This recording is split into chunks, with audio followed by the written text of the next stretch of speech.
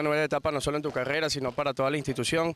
¿Cómo viste este primer día? ¿Cómo ves el grupo, no, para encarar lo que será ahora el torneo de segunda división?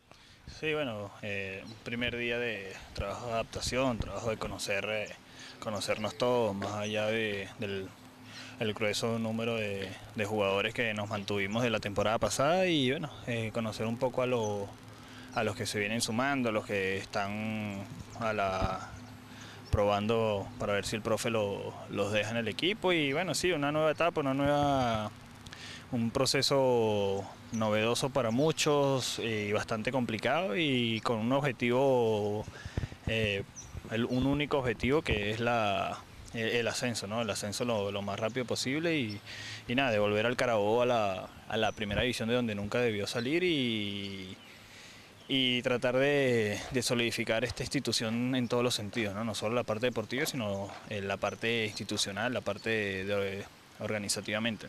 A primera vista se ve un grupo, digamos, de bastante experiencia, ¿no? Para afrontar lo que será el próximo torneo, jugadores de tu experiencia, también referentes, también como el caso de Ojeda, Atahualpa, de grandes temporadas también en la primera división. ¿Tú consideras que ese gran número de jugadores de experiencia facilitará un poco lo que será el desenvolvimiento del equipo en la segunda? Facilitar como tal, no sé, de verdad que para mí jugar la segunda división aquí en Venezuela es totalmente nuevo. eh, por los rivales que he enfrentado en Copa Venezuela en su momento de la segunda división son rivales difíciles, rivales complicados, que corren, que meten, que pegan y por ahí seguramente vamos a encontrar campos sumamente difíciles y bueno, hay que adaptarse a eso, la gente, como tú dices, de experiencia, tenemos que tratar de poner toda esa experiencia a la orden del cuerpo técnico, a la orden de los muchachos y tratar de ir guiándolos hacia ese objetivo, ¿no? Como te dije anteriormente, va a ser bastante complicado, va a ser bastante duro, no va a ser cuestión de que por el gran número de jugadores de primera que nos mantuvimos, va a ser, vamos a subir desde ya, vamos a pelear por eso y como único objetivo, como te lo repito.